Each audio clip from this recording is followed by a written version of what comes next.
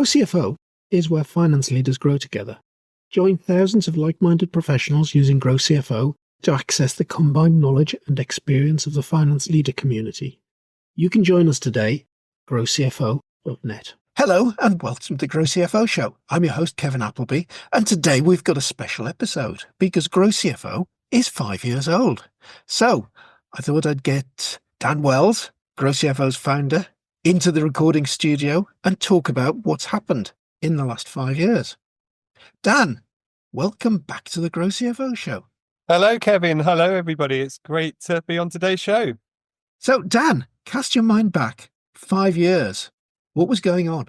Indeed, Kevin, it's flown by, I have to say, how quickly 5 years can pass. So yeah, when I think back to just over 5 years ago when we were building the plans for the business, it was very much about a community-based business. And I'm really proud that that's come through into the business that we are today in GrowCFO. And what was going on? Well, Kevin, I was holding lots of sort of roundtable discussions, brainstorming with both aspiring and existing CFOs across some wonderful companies. We had some great conversations. And the thing that really struck me from the community actually was a lot of people just feeling really lonely in those roles at the top. And so, we're very much going around picking up on the common themes, looking at where the gaps were in the marketplace that GrowCFO could help the finance leader community with. And there was this whole buzz of excitement around what we could do to help people. And of course, here we are today. Yeah, I think one of the things we should remember from 5 years ago, that was the start of 2020. And whatever plans were in place on the 1st of January 2020 very, very quickly went out the window, didn't they, Dan? They did, Kevin. It was interesting because a lot of the plans early on were about in-person meetings, doing things locally in each region, etc., etc. But of course, as you say, lots happened, some very positive, unfortunately, some less so. But one of the things certainly that did change was an acceptance of doing a lot more stuff virtually. And being able to build more kind of virtual international communities and indeed being able to deliver and support people on a day-to-day basis in a more virtual environment. And when I look at probably what was the biggest unexpected change from when we initially launched the business to where we are now, I think it was that ability to scale globally very quickly and support that fantastic audience that we now have in over 100 countries. Yeah, I certainly remember from those early days, Dan, the situation room, where we just found lots and lots of finance leaders kind of in panic mode. What do I do? How do I cope with this? Is there anybody else I can talk to? And that situation rooms really created a forum in which those people could chat and sound each other out. It did, Kevin. And it's interesting you mentioned that because those situation rooms really kind of formed the basis of how we've evolved the business going forward. It was very much themed on getting people together in small, manageable size groups, around about 10 to 15 people, where everybody can have enough screen time to get to know one another, engage in the sessions, collaborate with their peers as part of the learning process.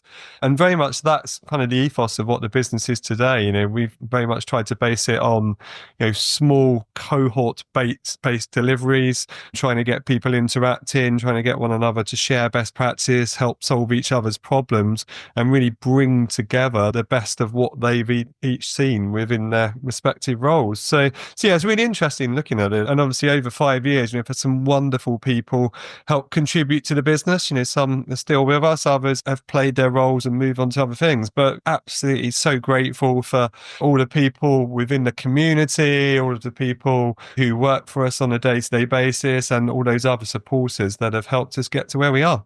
Dan, I've got to ask you though, about those early days, your own personal motivation. I mean, you were, prior to the start of GrowCFO, an equity partner in KPMG. Now, you and I have both got a Big Four background, and we all know that the holy grail within the Big Four is making it to director and then making it to partner. And there are so many people that put so much effort into getting there. But there you are. When we first met, you were still, I think, on gardening leave from KPMG. And why did you do it, Dan? Why step away from that holy grail that so many people think is the ultimate achievement? It's a good question, Kevin. I mean, the Big Four world has changed a lot over the past few decades. There's been a lot of regulatory change, a lot of restructuring. The markets have changed. The cultures continue to evolve. So there's an awful lot of stuff there, which is too much to talk about today. But I think at certain points in your life, you reflect on what you've achieved, where you've got to, and ultimately what you want to leave behind one day.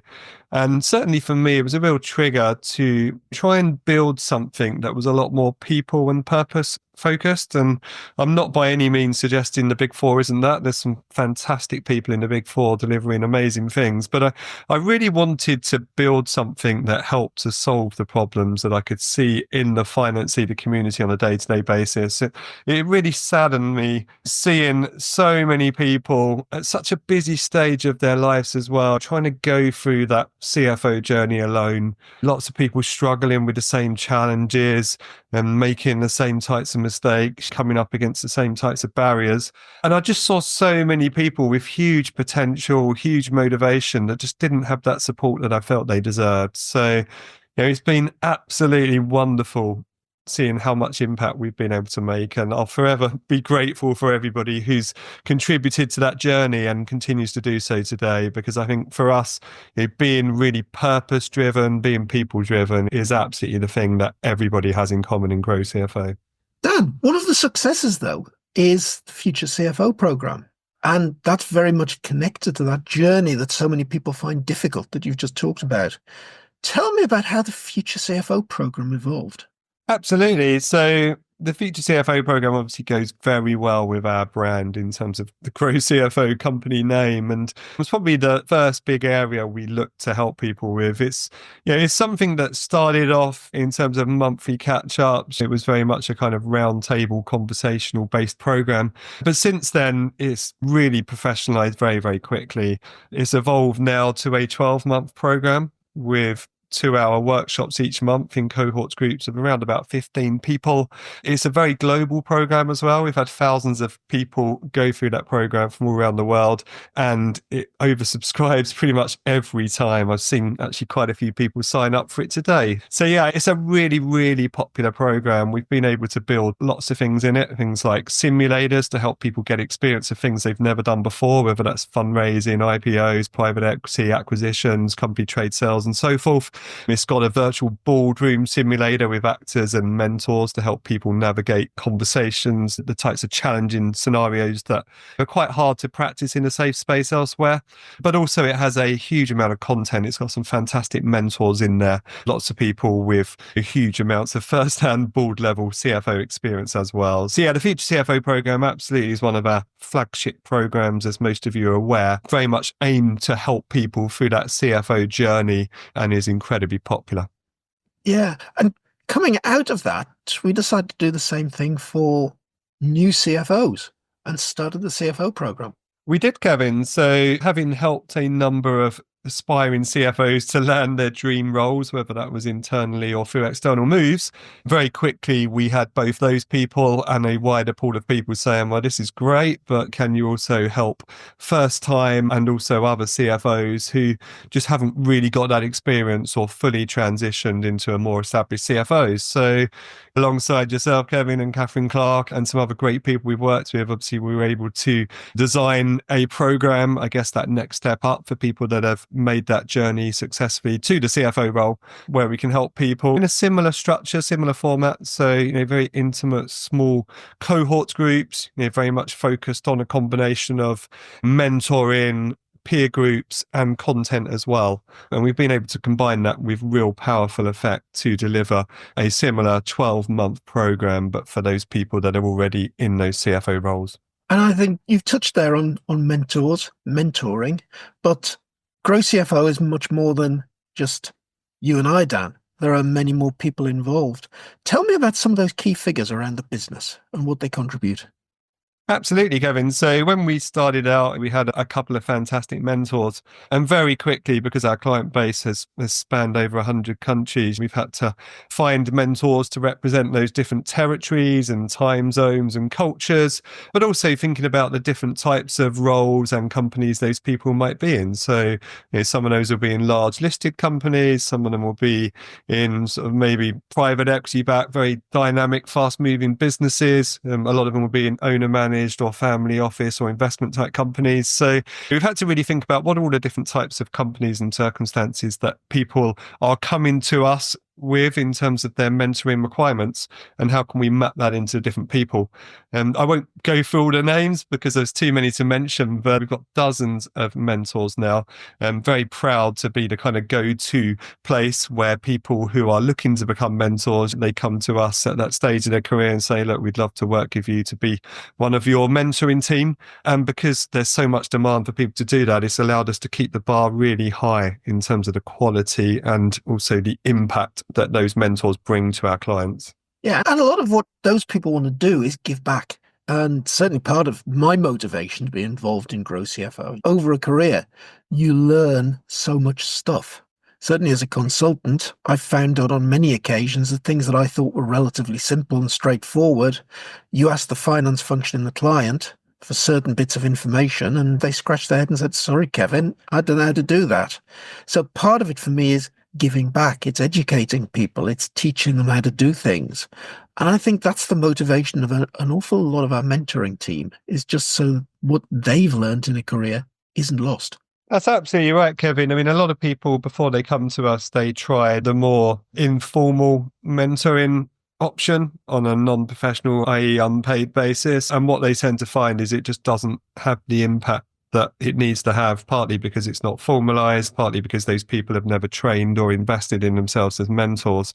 I mean, there's that saying, of course, that a good student doesn't necessarily make a good teacher. And obviously in this case, that means just because somebody's got a great CFO CV and experience doesn't necessarily mean that they're going to be able to make the right impact in terms of helping you to deal with a crisis or achieve a career objective or to address specific skills or characteristics that you may be looking to work on. So, I think it's really important that people recognize that there isn't a formal mentoring qualification in the same way that there are exec coach and coaching credentials and courses that people take.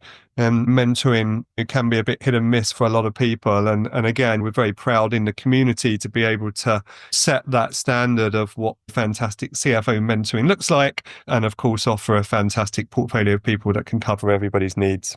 Yeah. So, Dan, we've talked about mentors. We've talked about those two big flagship programs, but I suppose the biggest change for GrowCFO actually happened in the last 12 months, moving away from online learning, self-service learning, to experiential learning. Tell me a little bit about why that happened.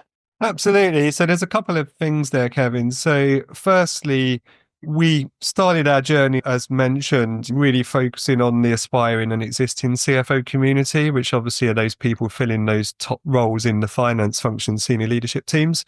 But actually, quite quickly, we found that the community identified a huge training need for their wider finance teams. And so we took on that challenge very much at the request and with the support of the community.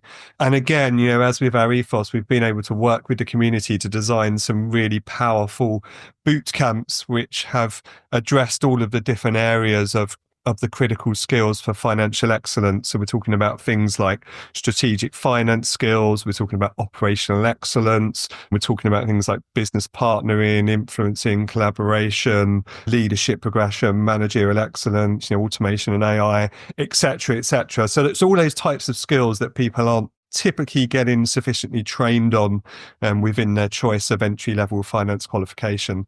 So that was one of the big changes that you alluded to, Kevin, being a hybrid of a trainer for the finance leaders, but also spending a lot of our time nowadays training finance teams as well.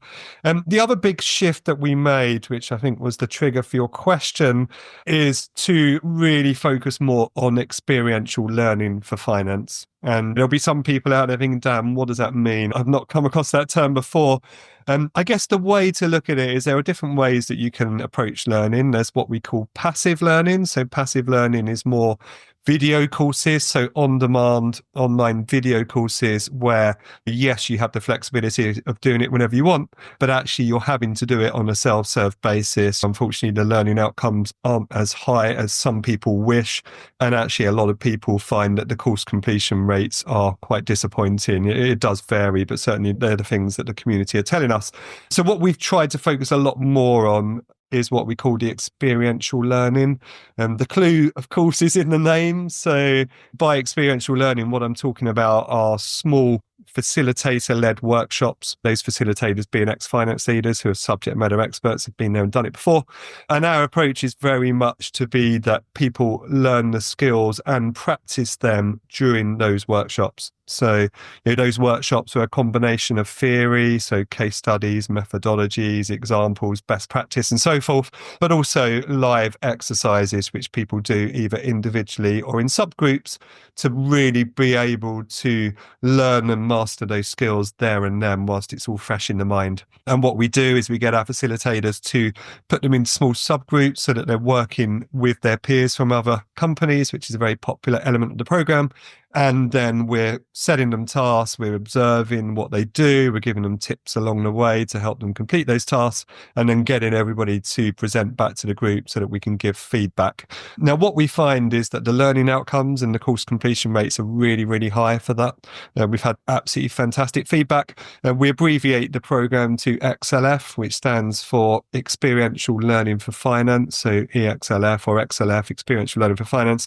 And that really is kind of how we've positioned our brand around the team training. Yeah, and I echo everything you've just said, Dan. I've spoken to many people who put online courses together in other disciplines apart from finance, and now they find lots of people buy courses, but very few people actually ever get round to doing the course and completing the course. Experiential learning, you buy it, you've got to turn up on a specific date, and it's as close to a classroom experience as you can possibly get without the travel and physically turning up. And I think it really, really works. And particularly, I mean, something you and I have talked about a lot in the last 12 months is artificial intelligence and the ease of the ability to produce very average quality content very, very quickly. And that's one of the things that we've seen as a challenge to avoid. And I think experiential learning is the answer to that. I agree, Kevin. I think what we're doing is we're going back to the kind of the foundational principles of learning, which is making it a lot more about people and really sharing experience and collaborating with people in a live environment. I think there's some great stuff out there, and don't get me wrong, there is a place for online learning. Some of our facilitators have produced some great online courses and had some great outcomes. So there's absolutely a place for a lot of the AI-powered learning, a lot of the online on-demand courses. I'm absolutely supportive of those business models that are out there. But I guess, what we are trying to do is take it to what we see as the next level in finance and really drive the best outcomes. And certainly the pride in our business, our promise to any customer, but also our brand is all built about really having those premium, high quality courses that yield the best learning outcomes for finance professionals. Yeah. So Dan, over 5 years, I think we've got to a pretty good place. We've talked about those two flagship programs, CFO and Future CFO. We've talked about XLF, and that all looks rosy, but that would make people think this has been an easy journey across 5 years. It hasn't. We tried lots of things. Some have worked, some haven't worked. Thinking back across those 5 years, Dan, what's the key learning to you as an entrepreneur?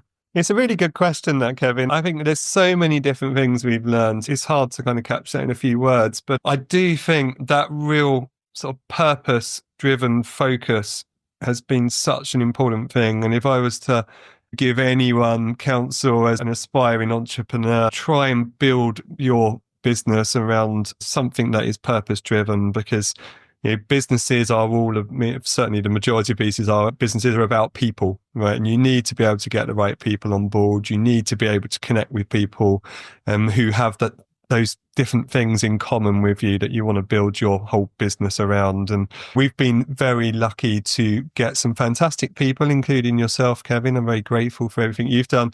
We've been able to get some fantastic people who are all purpose driven. Everybody shares that mission.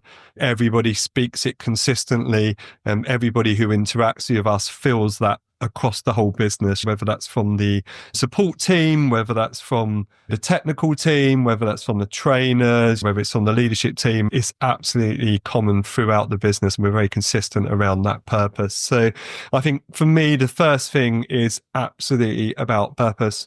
And then I think the second thing is really making people feel that we're building something together, something both as a workforce, but also as a community of people as well. And a lot of our success has come from the people that we employ directly, but we wouldn't have been able to get there without the contributions from the community.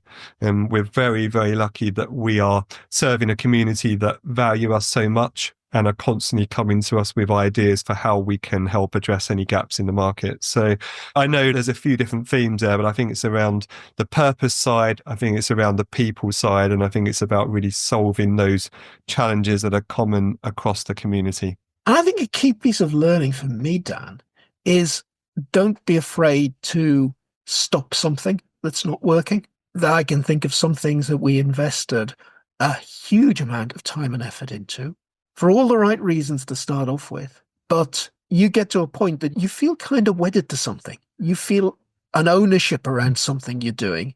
But if it's not quite working the way it should do, then actually because you're so wedded to it, it's very difficult to say no. That's right, Kevin. I mean, I've always taken a quote through my career, which is, if you're going to fail at something, fail quickly. Yeah. And never be afraid to innovate and try new ideas and to ultimately fail at things, because businesses are built around ideas and innovation and taking risks.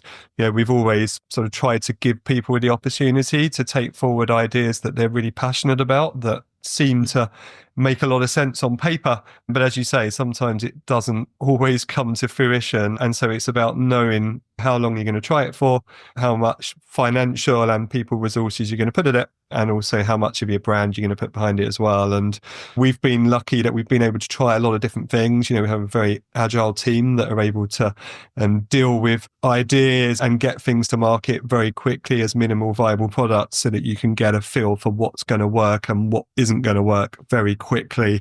And as you say, we've been able to, as a leadership team, be very ruthless and also very flexible in terms of being able to consult on things at short notice, really critically appraise things and make those decisions where we've needed to. So I think that's super important. And I think the other really interesting thing that was a lesson for me, certainly when I was back in the Big Four, there was always a lot of talk about how, as a Big Four equity partner, you could pretty much get an audience with anyone out there in the world because of the status, the brand, the experience, and so forth.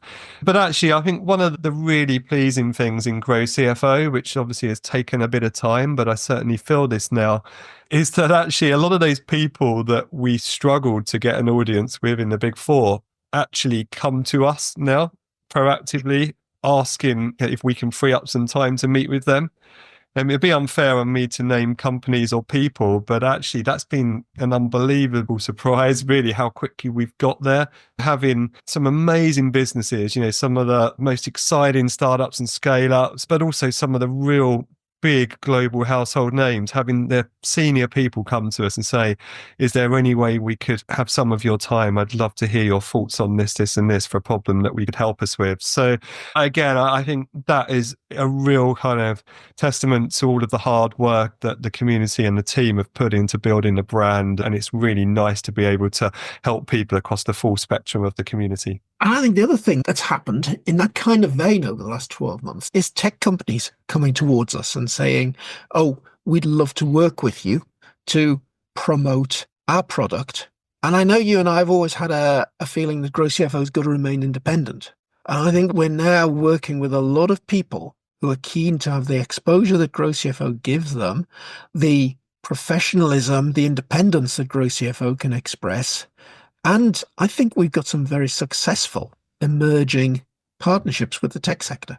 We have, Kevin. It's a good point. I mean, as you say, we've always quite protective about that because we wanted our brand to be first and foremost about learning and development and to be seen as that independent, trusted community and voice within the ecosystem. And as you say, lots of tech companies have come to us. And it's interesting, actually, because a lot of our community have said, look, it's great that we're teaching them how to do things, but actually the community have also asked us and shown a lot of value in our ability to bring the best tech solutions to them.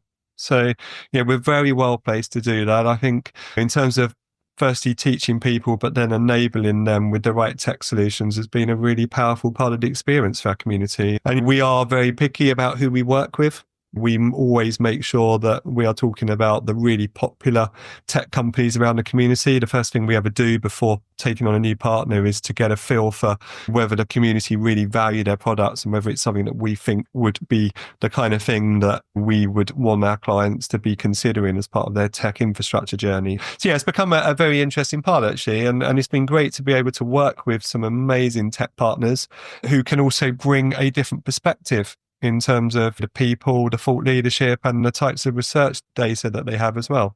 And the interesting thing there is, apart from a few tech solutions, which are old technology with some smoke and mirrors around, which pretend they're a little bit more up to date than they actually are, most of the tech solutions out there are pretty darn good. And if somebody comes to me and says, I want a planning and budgeting solution, say, which is the best one, Kevin, I'd say, well, actually, I can't recommend a best one to you. It's what do you want to do with it? Because that will determine which one is the best fit for you. So I think we've got to be on board with multiple providers that appear at first glance to be competitors, because we're trying to help people find the right fit for what their particular needs are. Indeed. I mean, we're very lucky, as I say, to have some fantastic partners now led by the very impressive Adam Shilton, who we're delighted to have as part of the GrowCFO team as well. And we're talking to tech companies all around the world, as I say, very much trying to bring the best of the tech world to the community.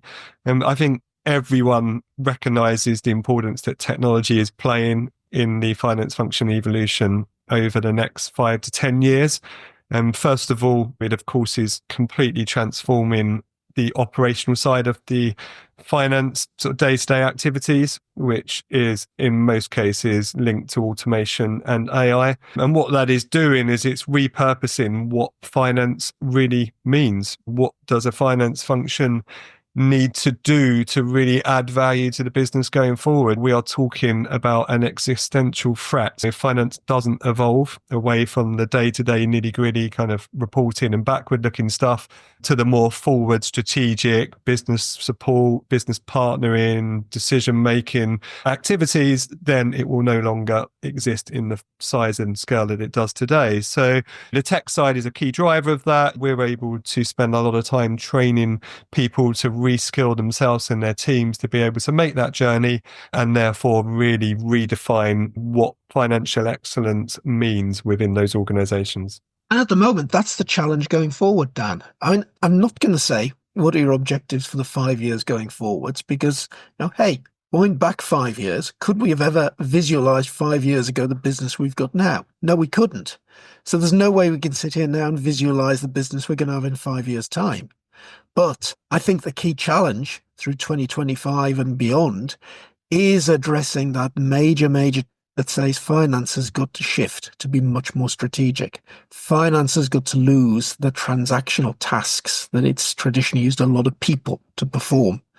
And I think we've got a big role to play in helping finance teams evolve. I totally agree, Kevin. When we record our next version of this as a 10-year anniversary podcast, I hope we can look back and say that we really helped finance evolve the people, the processes and the systems throughout their infrastructure. And I hope that those customers and community members that we have now are able to feel that there is a vision for how they can really make a much bigger impact in their roles and spend a lot more time doing the human tasks as opposed to the stuff that robots or computers should really be doing. And also that they just enjoy their role a lot more, you get more fulfillment out of it, feel like they have more value and an enhanced reputation and personal brand across their business. So I think if there's anything that I'd have to sort of pull out as being the big thing I hope we can help people with over the next 5 years, I think is that. The other thing, of course, is I hope that we can continue to help more and more people fulfill their career aspirations, whether that is becoming an established CFO in their dream business or moving into other types of leadership roles elsewhere. I hope we can continue to make a huge impact there. Yeah, and one of my goals for this podcast over the next 12 months is to actually bring many more of those success stories to the community.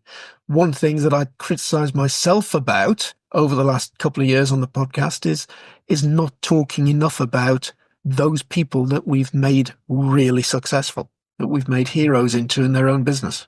Indeed, Kevin. I mean, we're fortunate enough to have some wonderful success stories, some very, very happy customers that have been able to accelerate their journeys very quickly through working together, and very proud to have made such a big impact and hear such wonderful feedback. So, I'd like to close again by saying a massive thank you to everybody in the team, including yourself, Kevin, and of course, everybody else that's contributed along the way.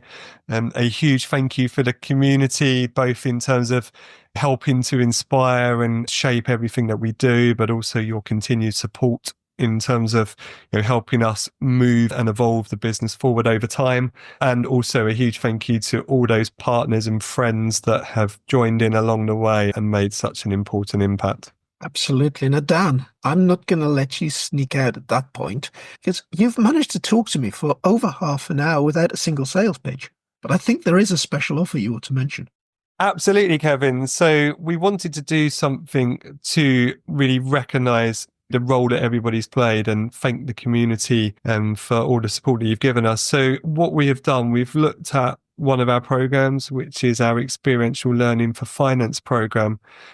Some of you will be aware that at the moment, the package offers 24 hours of annual learning credits, which can be used across any of our different boot camps. So we run lots and lots of boot camps. There's dozens of them through the year. You can use those 24 hours of CPD or CP accredited learning credits across any of those.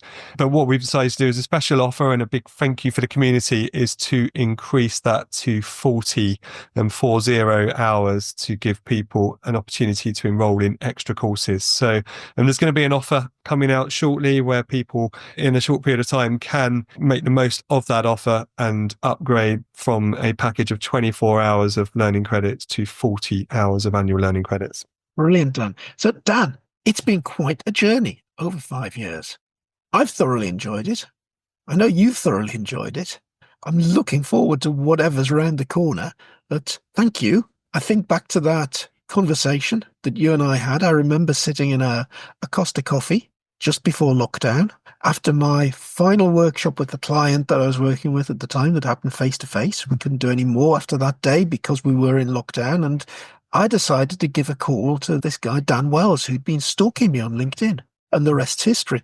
So thank you again, Dan, for that 5 years of experience.